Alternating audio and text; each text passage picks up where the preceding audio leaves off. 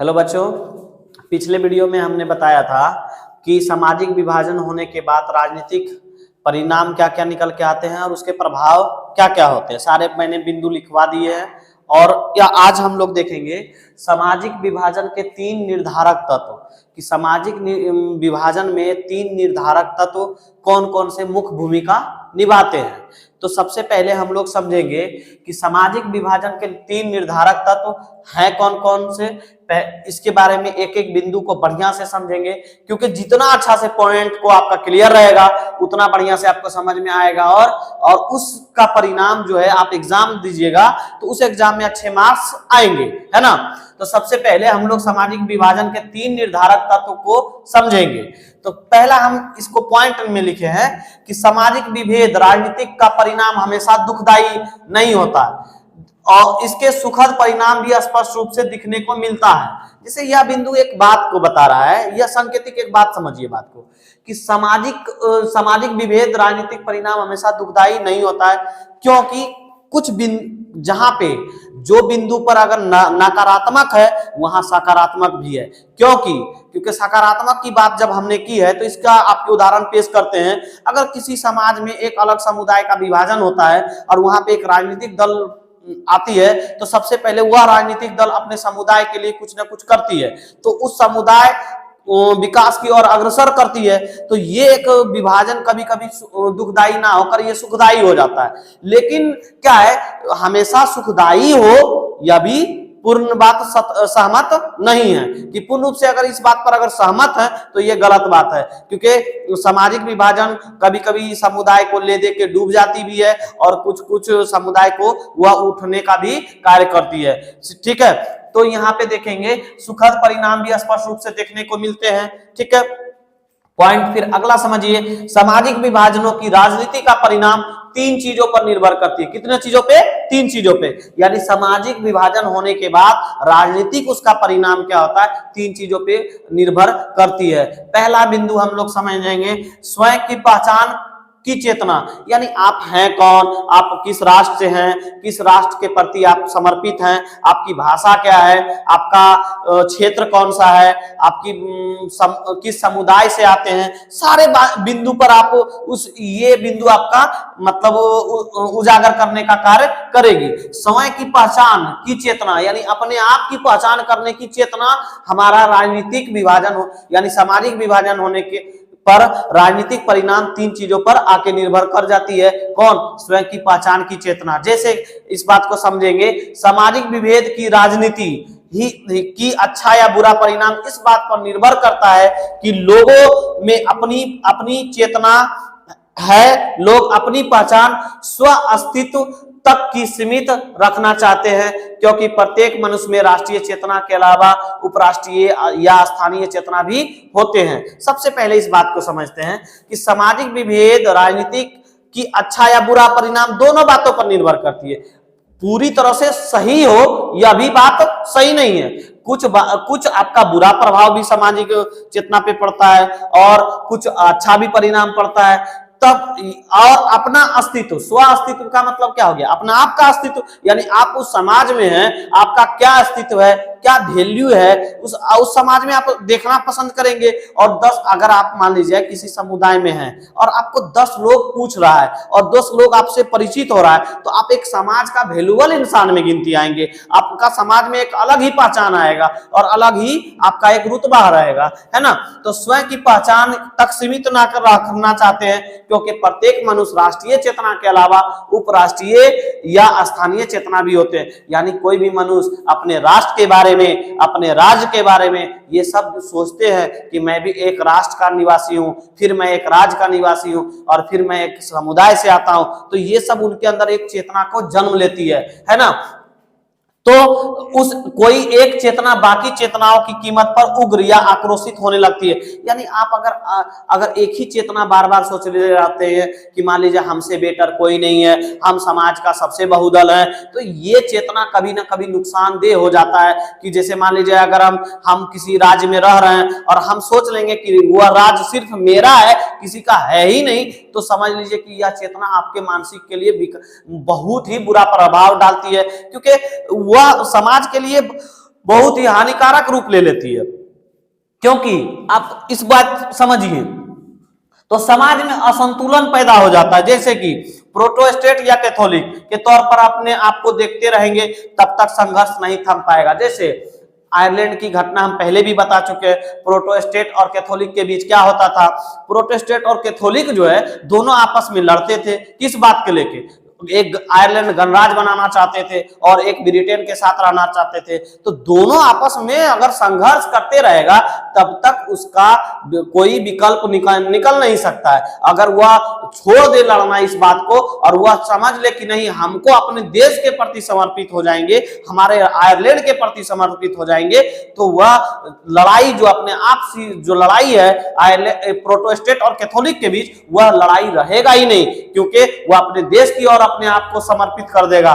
इसी प्रकार से हम भारत में देखते हैं, क्या बंगाल कहता है बंगालियों का है, ये गलत है कि नहीं। कोई राज किसी एक इंसान का नहीं हो सकता, उसमें कोई भी इंसान जाके बस सकता है, कोई भी रह सकता है, लेकिन बंगाल कहता है बंगालियों का है, उसी प्रकार कहता है तमिलनाडु तमिलों का है, महाराष्ट्र मराठियों का है और असम असमियों का है। तो ये सब कहना सही नहीं है ना। और इसका और आगे देखते हैं, तो हमने बताया था क्या कि बंगाल बंगालियों का, तमिलनाडु तमिलों का, महाराष्ट्र मराठियों का, असम असमियों का, यही बोला था ना।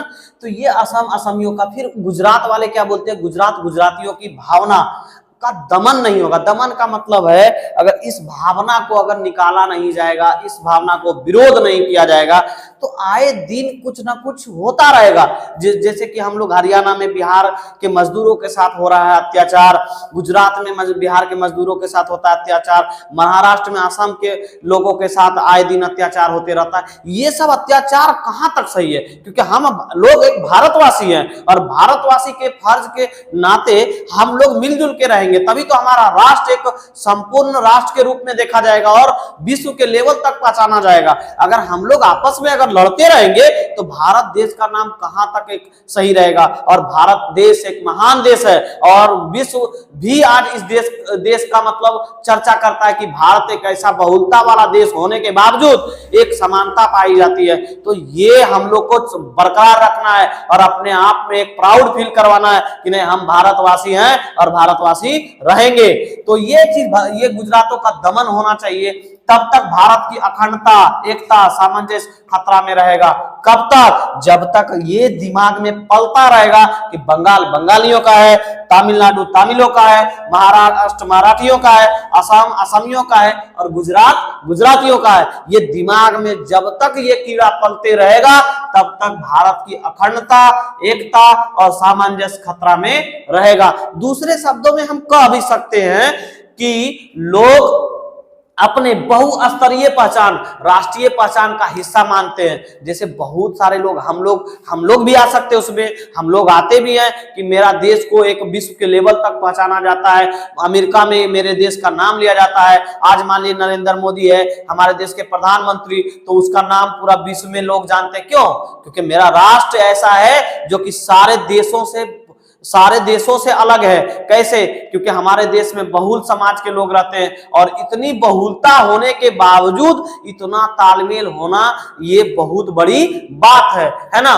तो ये पहचान मानते हैं, कोई समस्या नहीं हो सकती। उदाहरण के लिए बेल्जियम के लोग अधिकतर खुद को बेल्जियाई समझते हैं। क्यों? क्योंकि वो लोग भाषा अलग बोलते हैं, कोई डच बोलता है, कोई फ्रेंच बोलता है, ये अलग बात है। लेकिन सबसे पहले अपने आप को क्या मानता है? वो बेल्जियाई मानता है कि बेल्जियम का वासी है। बाकी बात हम लोग का भाषा का लड़ाई जो है वो छोड़ दो, लेकिन हम लोग अगर देश की बात आएगा तो पहले मार तोड़ के बराबर कर देगा किसी इंसान को, क्योंकि वो अपने देश के लिए मरने मिटने के लिए भी तैयार है। इसलिए पहले अपने आप को खुद को क्या मानता है? वो बेल्जियाई मानता है। और भले ही उसका भाषा डच हो, जर्मन हो, क्यों ना हो, उससे कोई मतलब नहीं है। हमारा भारत भी भिन्नताओं का देश है, फिर भी सभी नागरिक सर्वप्रथम अपने आप को भारतीय मानते हैं। ये मेरी एक भारत की संस्कृति है कि हम अपने आप को भारतीय मानना, ये सबसे बहुत बड़ी गर्व की बात है। तभी तो हमारा देश अखंडता एवं एकता का प्रतीक है कि ढेर सारे खंडों में बंटने के बावजूद भी हम लोग एक अखंड राष्ट्र के रूप में खड़ा है और एकता का परिचय देते हैं। हम भारतवासी एक हैं और हमेशा जब तक ये जीवन रहेगा तब तक एक रहेंगे और ये भारत जब तक रहेगा इसके लिए मरने मिटने के लिए भी तैयार रहेंगे। पॉइंट नंबर इसी प्रकार इसका ये पॉइंट नंबर 1 हो गया। इसी प्रकार पॉइंट नंबर 2 देखते हैं। हाँ, तो पॉइंट नंबर हम 2 में देखेंगे, ठीक है। तो पॉइंट नंबर 2 में क्या देखेंगे, समाज के पॉइंट नंबर हेडिंग में ये बनाएंगे, ये समाज के विभिन्न समुदायों की मांगों को राजनीतिक दलों द्वारा उपस्थित करने का तरीका। यानी कह सकते हैं कि समाज में जो विभिन्न समुदाय के द्वारा पनप रहे हैं भाषा, क्षेत्रीय मांग या हर अनेक तरह का मुद्दे जो है वह राजनीतिक दल कैसे उसको उपस्थित कराना चाहते हैं, कैसे उसको अस्तित्व को जमाना चाहते हैं, ये तरीके से देखना चाहेंगे। तो किसी लोकतांत्रिक व्यवस्था में समाज के विभिन्न समुदाय साथ साथ निवेश करते हैं। तो हमने पहले भी इस बात को बताया कि कई प्रकार के समाज के लोग साथ साथ में रहते हैं, मिलजुल कर खाते हैं, इस शादी ब्याह में एक दूसरे को निमंत्रण में आमंत्रित करते हैं, तो सब लोग एक दूसरे से घुल मिल के रहते हैं। लेकिन यह अलग अलग समुदायों के लोगों कि अपने हित के लिए अलग अलग मांगे होती है। जैसे कोई समुदाय आरक्षण की मांग करता है, कोई समुदाय आरक्षण के विरोध करता है। तो सारे समुदाय के लोग अपने अस्तित्व को बनाए रखने के लिए अपनी अपनी मांगों को राजनीतिक दलों के पास रखते हैं। लेकिन यह राजनीतिक दल उस बात को कहां तक पूर्ण करते हैं ये देखने वाली बात होती है ना। अलग अलग मांगे होती है, इन मांगों को देश के राजनीतिक दल किस प्रकार निर्णय के लिए सरकार के सामने रखते हैं। तो सरकार सरकार हमारे पास क्या है, भारत सरकार है। तो भारत सरकार में लोकसभा राज्यसभा है ना, तो लोकसभा में या राज्यसभा में उस बात को रखते हैं। हमारे सांसद जो होते हैं, जिस क्षेत्र का सांसद जिताते हैं, विधायक होते हैं, तो विधायक क्या होते हैं, वो विधानसभा में अपनी बात को रखते हैं। एक सरकार जो होती है, जो क्षेत्र का जो राज्य में बंटवारे के रूप में है, तो उस राज्य में बटा है क्या चीज में, विधानसभा, विधान परिषद है ना। उसी तरह हमारे देश में लोकतंत्र है, लोकतंत्र में क्या है, 2 संसद बांटा गया है, एक लोकसभा एक राज्यसभा है ना। तो ये लोकसभा और राज्यसभा में क्या करती है, राजनीतिक पार्टियां जीत के जाती है उस क्षेत्र से, और उस क्षेत्र के अनेक अनेक मुद्दे को उठाते हैं वहां पे जाके और अपनी अपनी मुद्दे को मनवाते हैं कि हमारे यहाँ कॉलेज खुलना चाहिए, हमारे यहाँ मेडिकल दीजिए, हमारे यहाँ रोड की व्यवस्था नहीं है। तो हमारे जितने भी राजनीतिक दल है इस मुद्दे को उठाते हैं और उस मुद्दे पर हमारे क्षेत्र में विकास किया जाता है ना। तो यही बात को यहाँ पे कहना चाह रहे हैं कि राजनीतिक दल किसी प्रकार के निर्णय सरकार के सामने रखते हैं। अगर इन मांगों को देश के राजनीतिक दल किस प्रकार निर्णय सरकार के सामने रखते हैं, उस पर भी सामाजिक विभेद की राजनीति का परिणाम निर्भर करते हैं। यानी उस पर भी मांग जब उठाते हैं तो उस पर भी सामाजिक विभेद की राजनीति के परिणाम निर्भर करते हैं कि राजनीतिक उसमें होता है, क्योंकि अपने समुदाय के लोग नेता वहां पे करना चाहेंगे। तो समुदाय विशेष मांगे राष्ट्रहित में नहीं होती है। ये अगर कुछ विशेष अगर समुदाय के मान लिया जाए, अगर वो मांग रख देता है तो वो राष्ट्रहित के लिए सही नहीं है। अगर कोई समुदाय कह दे आरक्षण को खत्म कर दिया जाए तो ये राष्ट्रहित की बात नहीं है, क्योंकि जो पिछड़ा वर्ग है उसे आरक्षण देकर उठाया जाता है, क्योंकि अगर उसे समान नहीं किया जाएगा तो वो आए दिन हमेशा दबे कुचले के रूप में रह जाएंगे। तो इसलिए समुदाय को उठाने के लिए आरक्षण की व्यवस्था की गई। तो समुदाय विशेष की अगर मांग हो जाए राष्ट्रहित में नहीं होती है। यदि उनकी मांगे मान लेने जाने वाले शासन पर दबाव पड़ता है तो उसका बुरा परिणाम आता है। जैसे कि श्रीलंका में सिंघली की आबादी 74% थी, तो वहां के सिंघली वाला क्या किए, वहां के सिंघली ने एक दबाव बनाया सरकार के कि हमारा सिंघली ही राजभाषा हो और दूसरी किसी का राजभाषा नहीं हो। तो तमिलों के बीच क्या हुआ, मतभेद पैदा हो गया। और जब मतभेद पैदा हो जाएगा तो जान लीजिए वहां की सरकार और वहां के समुदाय दोनों पे खतरा मंडराना तय है। इसीलिए वहां के सिंघली को के लिए मांग जो मान्यता मिलने पर देश का माहौल खराब हो गया और वहां पे भी गृह युद्ध हुआ। अंत में कब गृह युद्ध समाप्त हुआ, कल ही बताए थे वीडियो में कि 2009 में वहां का गृह युद्ध समाप्त हुआ। और यहाँ का एक शासन होने के बाद हम बताए थे महिला राष्ट्रपक्ष राजपक्षे के बारे में कि महिला राजपक्षे जब वहां के राष्ट्रपति थे, सिंगली का बहुदल इलाका होने के बावजूद वो हमेशा से राष्ट्रपति बन रहे थे। और बनने के दौरान क्या हुआ कि टमाटर भी 500 रुपए किलो खरीदना पड़ा वहां के लोगों को। जब वहां की महंगाई की मार झेलने लगी तो उस सरकार का विरोध करने लगा और वहां बड़ा क्रिकेटर्स, एक्टर्स सारे लोग रोड पर आए और उस सरकार का विरोध किया। और विरोध करने के बाद वहां के शासन को गद्दी त्यागनी पड़ी, है ना। तो इसी प्रकार से हम देखते हैं कि श्रीलंका में सिंगली की मांग की मान्यता मिलने के बाद माहौल खराब हो गया और इसका बुरा प्रभाव यूगोस्लाविया पर सबसे ज्यादा देखने को मिलता है। क्यों? क्योंकि यूगोस्लाविया के समुदाय जो है बहुत बुरा परिणाम इसलिए हुआ कि वहां देश विखंडन हो गया। भाषा के आधार पे, समुदाय के आधार पे इतना ज्यादा लड़ा कि खरबूजे के रूप में उस देश को बांट कर रख दिया गया। तो यानी अगर कहा जाए सामाजिक विभाजन का परिणाम सबसे ज्यादा बुरा परिणाम किस पर पड़ा तो वह है यूगोस्लाविया पे। अगर बिहार बोर्ड में सवाल पूछ दिया जाए कि सबसे ज्यादा सामाजिक विभाजन का परिणाम और देखने को कहां मिला और सबसे बुरा परिणाम कहां पड़ा किस देश को, तो यूगोस्लाविया को भुगतना पड़ा, है ना। तो ये सवाल को आप बना सकते हैं। देश का विखंडन हो गया खरबूजे के रूप में, उसी प्रकार से। लेकिन हमारे भारत में सरकारी कामकाज में हिंदी भाषा को राष्ट्रभाषा माना गया, लेकिन राष्ट्रभाषा मानने के बावजूद अंग्रेजी को भी मान्यता दिया गया। और अंग्रेजी को मान्यता देने के बाद हम लोग आज देखते हैं अपने देश में कहीं किसी इस तरह का भाषा का विरोध देखने को नहीं मिलता है। इसका कारण यह है कि हमारा देश बहुत ही संपन्न देश है, लेकिन सबसे बड़ी चीज इसमें हम लोग को देखने मिलता है कि हमारा देश सबको लेकर चलने वाला देश है। और इसी कारण से अखंडता में एकता है हमारे देश का। और अखंड भारत देश होने का एक ही है कि हमारा देश में हर एक का सत्कार और सब चीज का सर्वसम्मान दिया जाता है। इसलिए अंग्रेजी को भी वहां भारत में यहाँ पे मान्यता दिया गया और देश की अखंडता और एकता बना हुआ है, जिसके कारण इसी तरह प्रकार से हम पॉइंट नंबर तीसरे बिंदु को देखेंगे। तो पॉइंट नंबर 3 में देखेंगे सरकार के मांगों के प्रति सोच। यानी सरकार, अगर हम समुदाय के लोग मांग करते हैं तो उस मांग पर उस लोग का क्या सोच है, उसका क्या मतलब भूमिका है, इसको देखेंगे। तो सरकार की मांगों के प्रति सोच सामाजिक विभेद की राजनीति के परिणाम सरकार के विभिन्न समुदायों की मांगों के प्रति सोच पर निर्भर करता है। यानी अगर समुदाय के लोग किस प्रकार से मांग कर रहे हैं, उस मांग का कहां तक उचित है, यह चीज उसके सोच पर निर्भर करता है। क्योंकि समाज के लोग का मांग अगर गलत तरीका होगा तो उसका समाज पर बुरा परिणाम पड़ेगा। क्योंकि समाज में अगर हम गलत चीजों का करेंगे तो राजनीतिक दल अगर उसको स्वीकार कर लेती है तो उसका परिणाम बहुत ही बुरा देखने को मिलता है। पिछले बताए ही है कि यूगोस्लाविया वगैरह में ये हुआ। बेल्जियाई लोग भी मानते हैं कि वहां पे थोड़ा बहुत बेल्जियाई समझते हैं, तब वहां के देश के वासी सब परिपूर्ण है ना।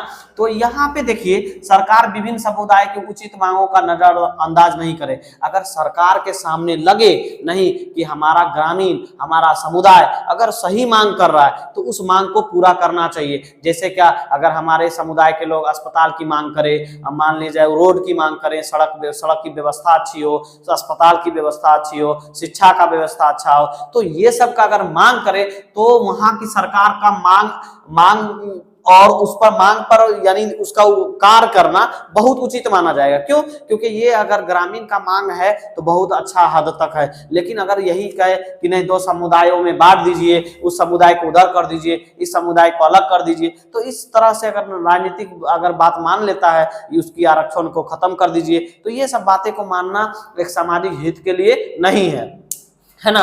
उचित मांगों का नजरअंदाज नहीं करे और वैसे मांगों से दूर रहे जो समुदाय के हित के लिए अच्छा नहीं है और जो समाज में त्रुटियां डालने का काम करे। अगर वो त्रुटि अगर समाज में आ जाएगा तो कहा जाता है ना कि इंसानों के अंदर मतभेद होना चाहिए लेकिन मनभेद नहीं होना चाहिए। मतभेद है तो मिल जाएगा, लेकिन मनभेद अगर हो जाएगा तो इंसान में वर्चस्व बनना संभव नहीं रहता, एक दूसरे के प्रति लगाव नहीं हो सकता है। क्यों? क्योंकि मनभेद होने के बाद एक दूसरे के बीच दूरियां बन जाती है और उस दूरियों को मिटाने में बहुत ही समय लग जाता है। तो इसीलिए वो समुदाय में ऐसा मांग अगर राजनीतिक दल पर किया जाए तो उसी मांग को पूरा करना चाहिए जो मांग राजनीतिक हित के लिए भी हो और समुदाय हित के लिए भी हो, है ना।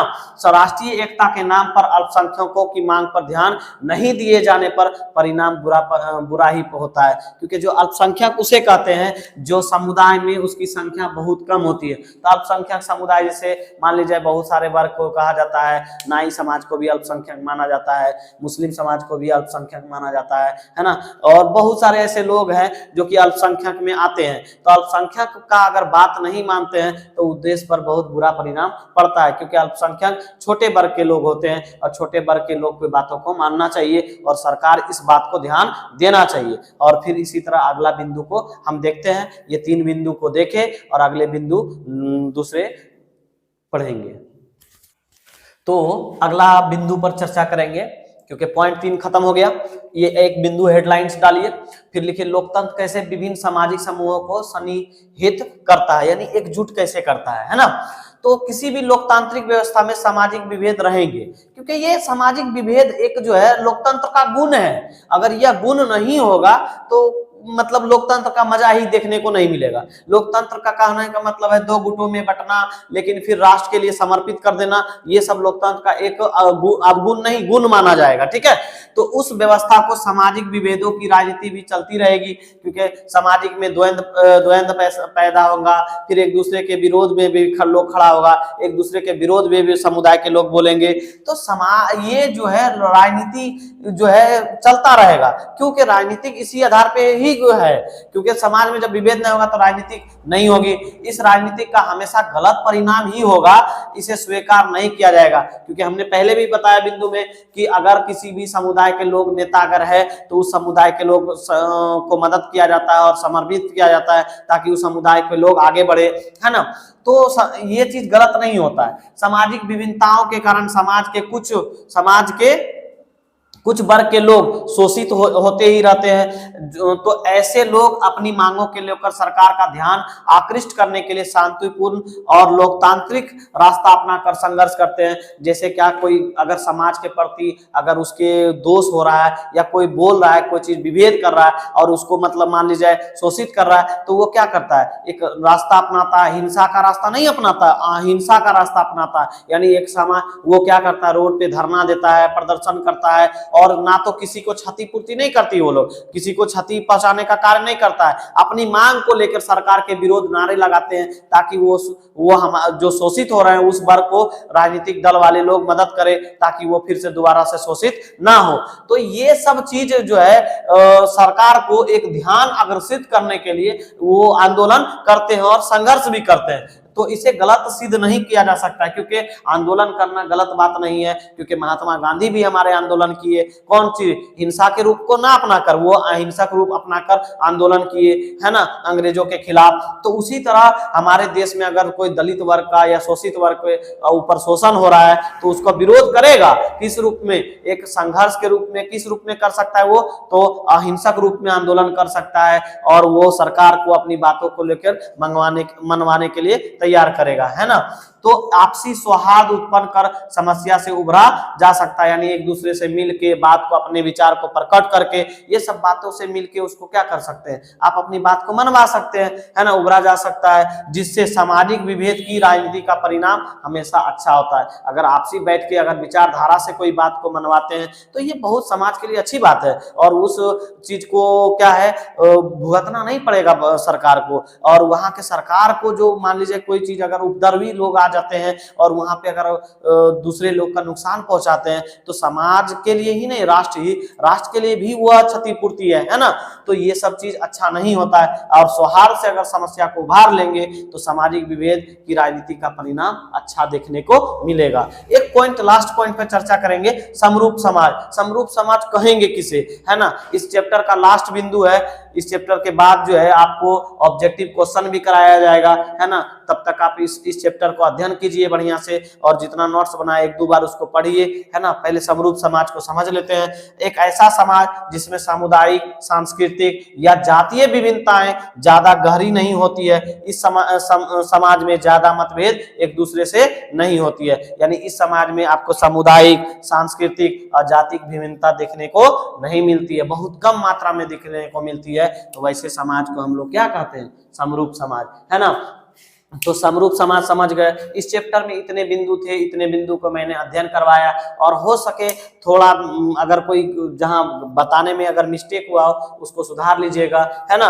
और आगे और वीडियोस आपका चैप्टर 2 का लोड होगा, और चैप्टर 1 का ऑब्जेक्टिव कराने से पहले आपको नोटिस दे दिया जाएगा यूट्यूब के माध्यम से आपको, और इस पर सारे कार्य करिए। और मेरे जितने टॉपर्स हैं आने वाला समय में आपको हम YouTube के माध्यम से रूबरू करवाएंगे, ताकि आपको उससे कुछ सीखने को मिले कि वो भी अगर वो नंबर्स अगर 450, 465, 458 अगर नंबर ला रहे हैं तो उसका मोटिवेट को देखिएगा और उसको समझ के आप लोग अपना अध्ययन कीजिएगा, ताकि अपने समाज का, अपने माँ बाप का नाम रोशन कीजिए, और जितने भी लोग हैं, ताकि आपसे एक प्रेरणा स्रोत बने कि फलना का बेटा जो है वो इतना नंबर लाया है, और उसी के आधारित आप भी उस कार्य को करें तो आपका एक नाम होगा। नहीं आपके पिता का जो है सीने गर्व से चौड़ा हो जाएगा, नहीं मेरा बेटा इस लायक का है, और आगे जाके उन्नति कीजिए। इसलिए के इतना चीज हम बता दिए, और इस वीडियो को लाइक और शेयर भी कर दीजिए